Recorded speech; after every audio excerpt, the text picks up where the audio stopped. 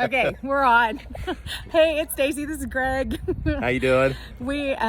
I've been doing these videos. The goal was always to get this to like a group activity. And so I've got my movie buddy here, and we chatted after the Green Knight and then didn't actually record any of it because we were in the theater and it was dark. And I was like, we got to start doing this together where people can hear it. So we came to another movie, which was significantly better over the, yeah, it was much better. Yes. The Green Knight was terrible.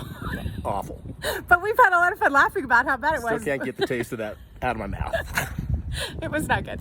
But this one, so the whole point of this, I just want people to see like more of an organic process about like walking through where did God speak in this? How do we tie it in? What do we think about it? Just kind of having a dialogue about the themes. So this is totally unscripted, unprepared. We have not actually really talked about what we thought afterwards a whole lot. Impromptu and extemporaneous. There we go. So wait, we should tell them what we saw. Yeah, you know, we saw the M. Night Shyamalan Old. And, you know, as you know, M. Night Shyamalan always kind of has a twist at the end. And it kind of makes you go, aha. But during the process, you're like, oh my goodness, what is going on Where here? are we going with this? Yeah. And, you know, and after seeing The Green Knight and then coming here to this midway through, I'm like, are we on crazy pills? You know, and is Haley Joel Osment, who's choosing the movies? Are we in an M. Night Shyamalan movie and Haley Joel Osment's going to come by seeing dead people, you know, and everything. But yeah, it was entertaining and, you know, a little bit bizarre, but, you know, entertaining nonetheless. And, you know, watching these people, you know, grow exponentially, grow older exponentially, 5 years in an hour or something like that. Yeah, basically they're going to age like almost a lifetime in about 24 hours. So that's kind of the premise. We're going to try to not spoil it for you completely, but so I was curious to see it. I really hit from the previews, was like not going to see it. And then I saw some reviews about it and what it was saying about life and time and aging. And that actually made me way more curious. And he kept mentioning the Shyamalan movies. And I was like, well, you seem to be a fan of those. You want to go see this one with me? So it was better than I expected from the previews. But it really had a lot to say about like what really matters. And I think, you know, the Bible has a lot to say about time. And because God knows the end from the beginning, there's such a different perspective. And in this movie, when you're going through time that fast, they're kind of almost at the end from the beginning. I mean, it's like the process was different, their perspective. So you're seeing their aging perspective on what mattered 2 hours ago. And I mean, it's like seeing their whole life in a speed up reel, and the perspective is so different. So what'd you think? You know, I really, you know, thought it was actually well directed, well produced. Scenery was amazing. Kind of reminded me of like Phuket, Thailand. You know, that kind of scenery and everything, and you know, just the little twists and how everything kind of came together. You know, at the end, and kind of made some of the stuff in the middle where it seemed discombobulated make sense. And so yeah, so it was very very entertaining. Okay, but themes, like Christian themes, tying it into your faith. Yeah, you know, tying that in, you know, I really agree with everything that you said. You know, the different perspectives, you know, on life, and you know, and you kind of find out at the end, without giving too much away, you know, it's kind of like sacrificing a few for the good of many, and you know, you see that theme quite a bit.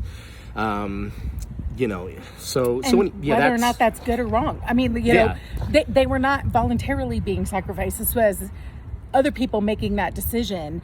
Yes. And which, again, in the Bible, the Lord was willing to sacrifice himself for others.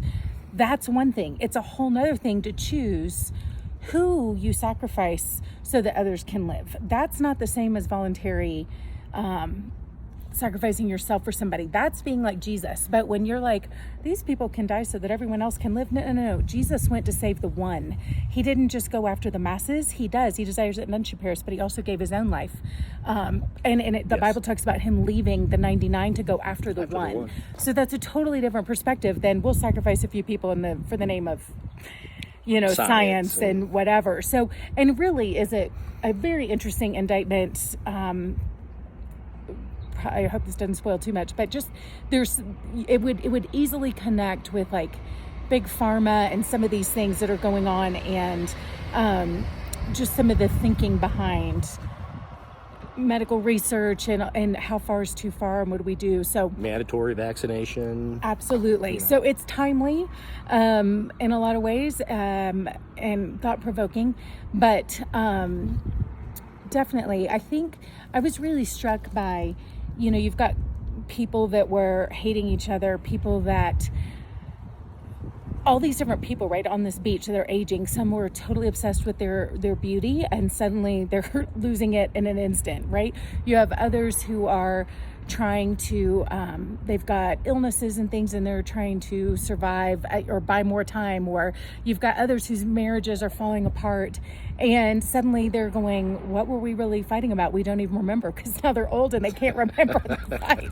But that's how it is, right? Like time passes and all of a sudden you're like, what was it what were we so angry about? I don't remember anymore. And there's such a truth in that.